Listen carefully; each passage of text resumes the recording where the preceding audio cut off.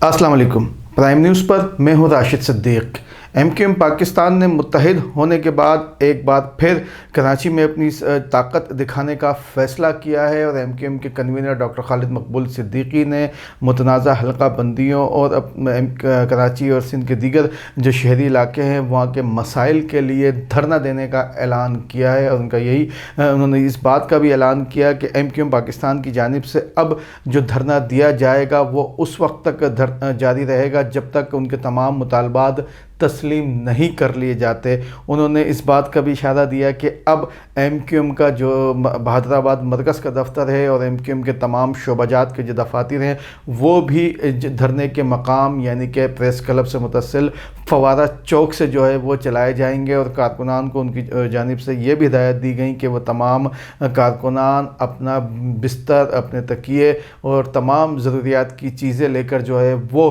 धरने के मकाम पर 12 फरवरी को पहुंच जाएं। तो यकीनन मुस्तफ़ा कमाल और अनीस कायम खानी की वापसी के बाद एमक्यूएम पाकिस्तान का ये बड़ा पावर शो होगा और इस तमाम पावर शो को ऑर्गेनाइज़ करने में एमक्यूएम के डिप्टी कन्वीनर अनीस कायम खानी का जो है वो सबसे ज़्यादा फ़ाल किरदार होगा। और उनकी जानिब से गुज़िश्ता 10 दिनों के दौरान जो कराची में सरगर्मियाँ दिखाई गई हैं और ख़ास तौर पर कराची के नवाही इलाक़ों में उन्होंने लोगों को जाकर एमक्यूएम पाकिस्तान का और मुतनाज़ा हल्का बंदियों के हवाले से अपना पैगाम पहुँचाया है। तो उसके बाद लगता यही है कि एमक्यूएम पाकिस्तान एक बार फिर एक बड़ा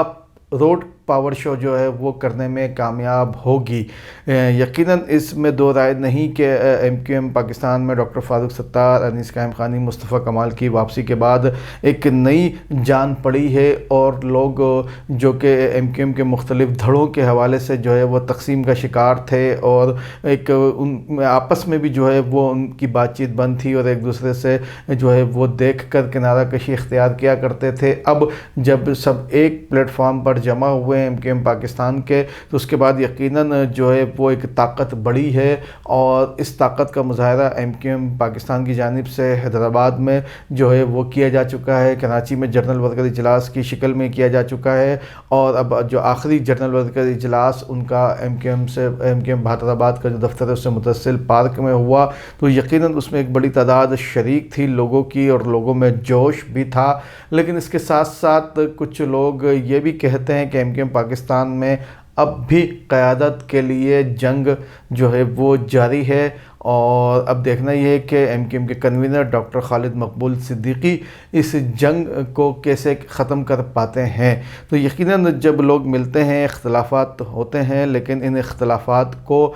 बढ़ने से रोकना जो सरबराह होते हैं घर का या पार्टी का उसका काम होता है। अब देखना ये कि खालिद मकबूल सिद्दीकी की सलाहियतों का इस हवाले से भी जो है वो आजमाइश है और इसके साथ साथ तमाम लोगों को लेकर पहली बार जो है वो सड़क पर आना भी एमक्यूएम पाकिस्तान के कन्वीनर डॉक्टर खालिद मकबूल सिद्दीकी के लिए एक बड़ा इम्तिहान होगा। इससे कबल एमक्यूएम पाकिस्तान और जब पाक सरज़मीन पार्टी अलग अलग थी तो यकीनन दोनों की जानिब से अवामी ताकत के मुजाहरे किए जाते थे और उसमें जब पाक सरज़मीन पार्टी की जानिब से कराची प्रेस क्लब से मुतसिल फवारा चौक पर एक तवील धरना भी दिया गया जिसमें पाकिस्तान पीपल्स पार्टी के साथ मुख्तलिफ शराइत तय की गई। उसके बाद एमक्यूएम पाकिस्तान ने भी जो है वो रैलियाँ निकाली, वज़ीर आला हाउस के सामने जो है वो धरना देने की कोशिश की जिसमें शेलिंग भी और एमक्यूएम के एक एमपी है सदाकत उनका वो ज़ख्मी भी हुए पुलिस के लाठी चार्ज से। तो यकीनन अब जो है वो सूरत हाल मुख्तलिफ होगी। एमक्यूएम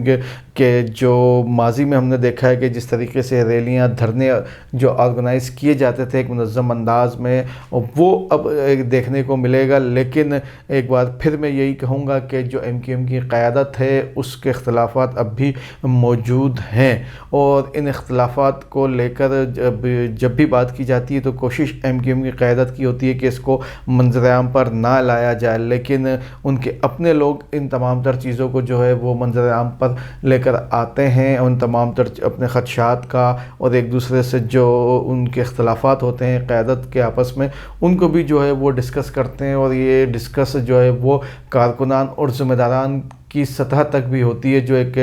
پارٹی کا ایک ایم کیو ایم کا ہم نے دیکھا ہے کہ ماضی کا ڈسپلن اس کی جو ہے وہ یقیناً خلاف ورزی ہوتی ہے. جب بانی ایم کیو ایم بھی ایم کیو ایم کے معاملات دیکھتے تھے تو یقیناً ان تمام در چیزوں پر سخت ایکشن لیا جاتا تھا. لیکن اب صورتحال جو ہے وہ 22 اگست 2016 کے بعد قدر مختلف ہے, اور اب جب انیس قائم خانی, مصطفیٰ کمال, ڈاکٹر فاروق ستار کی بھی ایم کیو ایم میں واپسی ہوئی ہے تو صورتحال اور بھی جو ہے وہ زیادہ مشکل ہے. لیکن کسی بھی چیز کو کرنے کے لیے جب ایم کیو ایم پاکستان کا ہم نے دیکھا ہے کہ سڑکوں پر آتی ہے تو کچھ ان کے لیے مشکل نہیں ہوتا. اور اس کے ساتھ ساتھ ایم کیو ایم پاکستان نے کراچی میں جو ضمنی الیکشن ہونے ہیں قومی اسمبلی کی 9 نشستوں پر, تو اس میں بھی بھرپور طریقے سے جو ہے وہ حصہ لینے کا اعلان کیا ہے. اور یقیناً ایم کیو ایم پاکستان کے اختلافات ختم کر کے ایک ہونے کے بعد ان کے ووٹ بینک پر اثر پڑے گا, اور جب بھرپور انداز میں ایک مہم چلائی جائے گی اور اس مہم کے دوران جب ڈور ٹو ڈور لوگ پہنچیں گے تو یقیناً کچھ اثر پڑے گا. اور ماضی کے مقابلے میں ایم کیو ایم پاکستان کو ووٹ جو ہے وہ زیادہ تعداد میں ملنے کا بھی امکان ہے. اور جن 9 نشستوں پر انتخابات ہیں اس میں سے جو آزاد ذرائع ہیں یا جو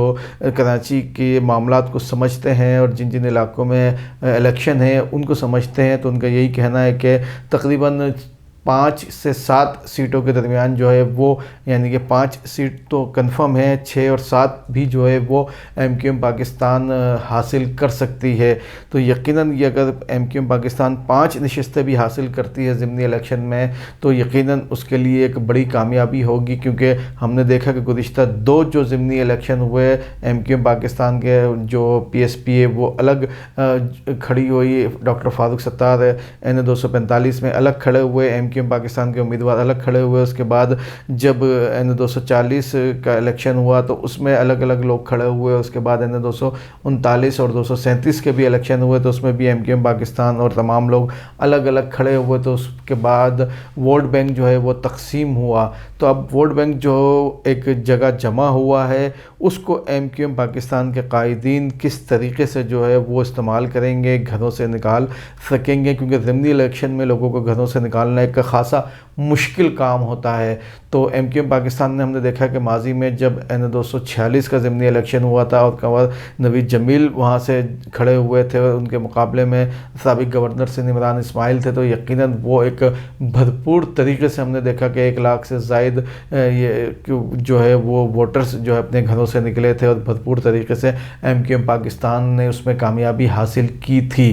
لیکن اس وقت جو ہے وہ بانی ایم کیو ایم آن تھے اور صورتحال کچھ الگ تھی. آج بانی ایم کیو ایم پر پابندیاں ہیں اور صورتحال جو ہے وہ الگ ہے, اور یقیناً جو اطلاعات ہیں وہ یہی ہیں کہ ایم کیو ایم کے بانی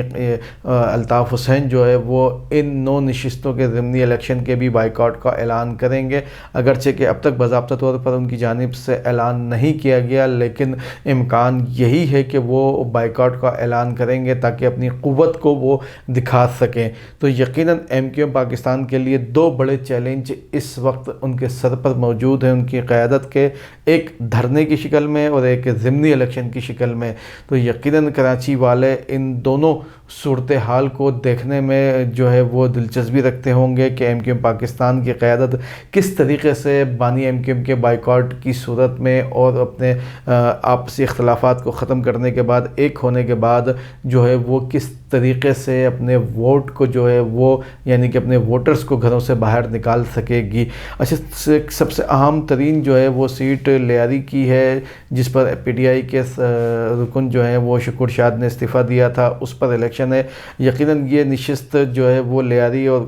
کراچی کا جو اولڈ ایریا ہے, گارڈن, رام سوامی, رنچور لائن, شو مارکیٹ, عثمان آباد, دھوبی گارڈ, آگرہ تاج, یہ وہ تمام علاقے ہیں جو اس سیٹ میں ہے. تو اس سے اگر لیاری سے ہٹ کر اس قومی اسمبلی کے جو ہے وہ نشست میں جو حلقہ بندیاں کی گئیں 2018 کے جس کے تحت الیکشن ہوئے, اس میں گارڈن, رام سوامی, شو مارکیٹ, رنچو لین, عثمان آباد, دھوبی گارڈ, یہ علاقے جو ہے وہ اس نشست کے ساتھ ملائے گئے ہیں. تو اس باقی جو علاقے جن کا میں نے ذکر کیا, یہاں پر ایم کیو ایم کا ووٹ بینک کافی جو ہے وہ مضبوط ماضی میں رہا ہے, اور یہاں سے ڈاکٹر ڈاکٹر فاروق ستار جو ہے وہ کامیابی حاصل کرتے رہے ہیں۔ مرحوم ڈاکٹر عامر لیاقت نے بھی اس حلقے سے کامیابی حاصل کی تھی اور وزیر مملکت بنے تھے، تو یقیناً اگر ایم کیو ایم پاکستان اپنے ان علاقوں کے ووٹرز کو گھروں سے باہر نکالنے میں کامیاب ہوئی تو ان کو ایک اچھا اس علاقے سے جو ہے وہ نتیجہ مل سکتا ہے، اور یقیناً کامیابی کی صورت میں مل سکتا ہے، کیونکہ لیاری میں پاکستان پیپلز پارٹی کے جو آپسی اختلافات ہیں اس کے باعث ان کو مشکلات کا سامنا کرنا پڑ سکتا ہے۔ پاکستان تحریک انصاف کے جو ان کی جو جانب سے جو کیونکہ شکور شاہد کھڑے ہوتے ہیں یا کوئی اور امیدوار کھڑا ہوتا ہے، ابھی اس بات کا فیصلہ نہیں ہوا، تو یقیناً عمران خان کی عدم موجودگی میں یعنی کہ اگر عمران خان نے جیسے کہ اعلان کیا ہے کہ سابق اراکین قومی اسمبلی جو ہے وہ حلقوں سے کھڑے ہوں، تو شکور شاہد امکان یہی ہے کہ قیادت سے جو ہے وہ قیادت کی پالیسی سے سخت نالاں ہیں، وہ اس حلقے سے اس بار جو ہے وہ ٹکٹ نہ لیں یا پھر وہ پاکستان تحریک انصاف سے ہی علیحدگی اختیار کر لیں۔ تو یقیناً شکور شاہد کا ایک بڑا نام تھا لیاری میں، اور اگر وہ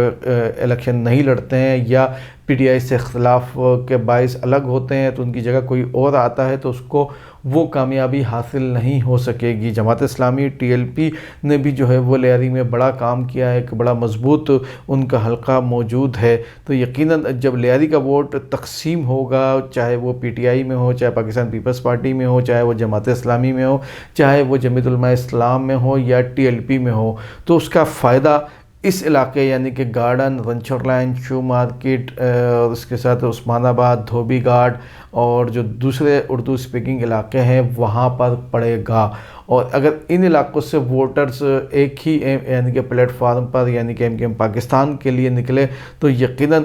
پاکستان پیپلز پارٹی، پاکستان تحریک انصاف یا جو بھی اس حلقے سے جماعت الیکشن میں حصہ لیتی ہے اس کو مشکلات یا پھر شکست کا بھی سامنا کرنا پڑ سکتا ہے۔ اور لیاری میں بھی ہم نے دیکھا کہ 2018 کے الیکشن میں ایک صوبائی اسمبلی کی نشست جو ہے وہ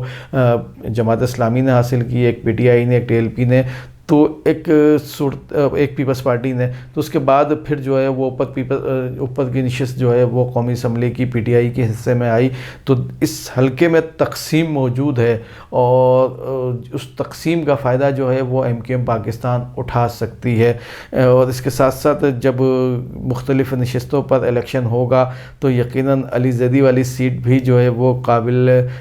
تذکرہ ہوگی، اور اس پر بھی دیکھنا یہی ہے کہ ایم کیو ایم پاکستان کس کو ٹکٹ دیتی ہے۔ یہ بھی ایک بڑا امتحان ہے ایم کیو ایم پاکستان کے لیے کہ اب ضمنی الیکشن میں وہ رابطہ کمیٹی کے اراکین میں سے بڑے ناموں کو الیکشن کے لیے میدان میں اتارتی ہے یا نئے نوجوانوں کو جو ہے وہ میدان میں اتارتی ہے۔ تو یقیناً خواہش مند ایم کیو ایم پاکستان میں بھی کافی ہیں، کیونکہ اب ان کو لگتا ہے یہی ہے کہ ایک ہونے کے بعد ان کی کامیابی یقینی ہے، تو یقیناً ایم کیو ایم پاکستان کو اس حوالے سے بڑا فیصلہ کرنا ہوگا اور ان کے اوپر دباؤ بھی ہوگا قیادت پر کہ جو بڑے نام ہیں ان کو جو ہے وہ میدان میں اتارا جائے۔ لیکن اگر ایم کیو ایم پاکستان اپنی ماضی کی تاریخ دہراتی ہے اور بڑے ناموں کے بجائے نئے لوگوں کو جو ہے وہ ضمنی الیکشن میں اتارتی ہے اور ان پر محنت کرتی ہے تو یقیناً ایک سیاسی حوالے سے بھی ایک اچھا امیج جو ہے وہ کراچی کی عوام پر جائے گا۔ لیکن اگر پھر وہی ماضی کی طرح ایم کیو ایم پاکستان بڑے ناموں کو جو ہے وہ میدان میں اتارتی ہے تو پھر موروثی سیاست تو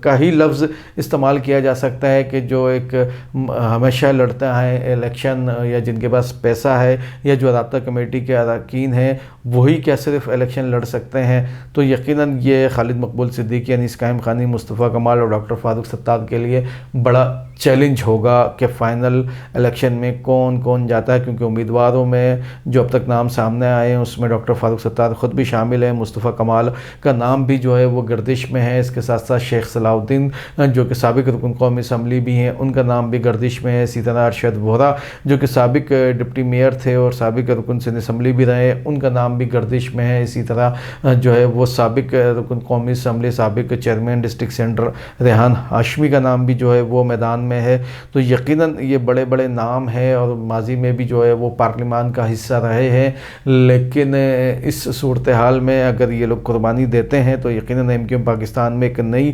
روح جو ہے وہ پھونکی جائے گی، یا ایک نیا جذبہ لوگوں میں پیدا ہوگا، خاص طور پر نوجوان مزید آگے بڑھیں گے کہ یہ ایک واحد جماعت ہے جو نوجوانوں کو ہر طریقے سے جو ہے وہ موقع دیتی ہے۔ یہ تو یقیناً ایم کیو ایم کی قیادت فیصلہ کرے گی، اور ہم جو چیز ہم نے اپنے طور پر بہتر سمجھی وہ آج ہم نے اپنے اس ولاگ میں کی ہے، لیکن اس سے بڑا چیلنج جو ہے وہ ایم کیو ایم کی قیادت کے لیے دھرنا ہے اور اس کے بعد حیدرآباد کا جلسہ ہے۔ تو یقیناً ایم کیو ایم کے بانی الطاف حسین کے بائیکاٹ، ان کی جو سرگرمیاں ہیں، ان تمام تر صورتحال میں اگر دھرنا کامیاب ہوتا ہے اور ایم کیو ایم پاکستان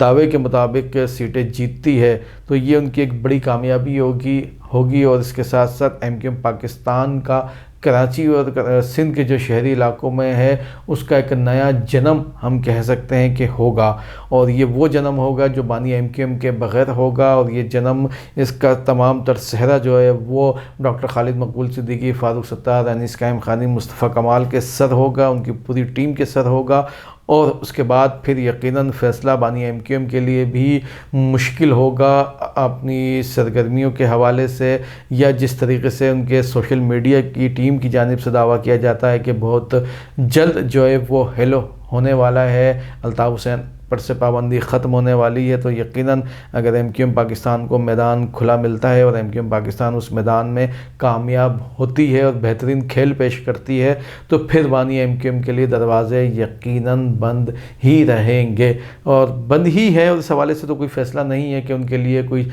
کوئی جو ہے وہ دروازہ کھولا جائے، یہ تو فیصلہ ہے۔ لیکن کچھ لوگ یہ کہتے ہیں کہ ایم کیو ایم پاکستان کا یہ جو آخری مشن ہے، یعنی کہ ان کے اتحاد کا، وہ ناکام ہوگا تو بانی ایم کیو ایم کا دروازہ کھول دیا جائے گا۔ تو چلیں یہ بھی کر کے دیکھ لیں، تو اس کے بعد بھی یقیناً جو طاقتور حلقے ہیں وہ جو فیصلہ کر چکے ہیں، اور الطاف حسین کے حوالے سے جو چیزیں فائنل ہو چکی ہیں، جو رپورٹس سامنے آئی ہیں، تو یقیناً وہ اتنی اچھی نہیں، یا بلکہ میں یہ کہوں گا کہ اچھی ہی نہیں، جو ان کی واپسی کے لیے مددگار ثابت ہو سکے۔ یقیناً لنڈن میں جو پراپرٹی کا کیس ہے وہ بھی اہمیت کا حامل ہے، اور خاص طور پر ایم کیو ایم پاکستان اور ایم کیو ایم لنڈن کے لیے، تو یقیناً اس کیس میں بھی جو جیتے گا تو اس کے لیے تو فائدہ ہوگا۔ اگر ایم کیو ایم پاکستان اپنے موقف کے مطابق اس کیس کو کامیابی سے جیت پاتی ہے تو یہ بھی ایک بڑی فتح ہوگی ایم کیو ایم پاکستان کے لیے۔ تو یقیناً ایم کیو پاکستان کو بہت عرصے بعد ایک اچھا موقع ملنے کا امکان ہے،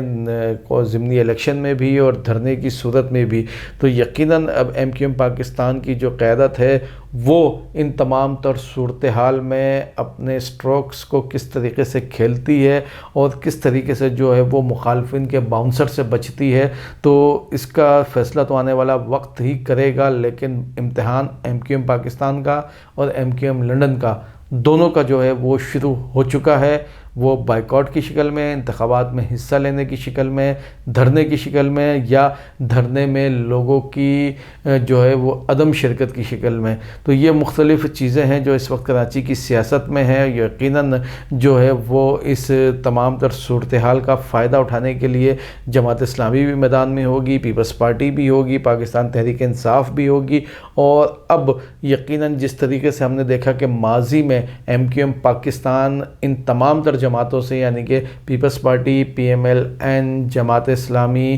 پی ٹی آئی اور جو دیگر ان کی حریف جماعتیں ہیں، ان سے اکیلے مقابلہ کرتی تھی، تو ایک بار پھر وہ پوزیشن سامنے آ چکی ہے کہ ایم کیو ایم پاکستان تنہا تمام جماعتوں کے امیدواروں کے مقابلے میں جو ہے وہ میدان میں اترے گی، اور اس بھرپور طریقے سے اترے گی اور جیت کے لیے اترے گی۔ یہ دعویٰ ہے ایم کیو ایم کے کنوینر ڈاکٹر خالد مقبول صدیقی کا، اور یقیناً اس دعوے میں جو ہم نے ایک جذبہ دیکھا یا ایک جوش دیکھا، اس کے پیچھے یقیناً جو ان کے پرانے ساتھی واپس آئے ہیں، ان کی محنت، ان کا نام، ان کی کارکردگی لازمی شامل ہوگی۔ تو آنے والے وقت ہی سے فیصلہ سامنے آئے گا کہ کون کتنا کامیاب ہوتا ہے۔ جب تک کے لیے اجازت، چینل کو لائک اور سبسکرائب لازمی کیجیے گا۔ اللہ حافظ۔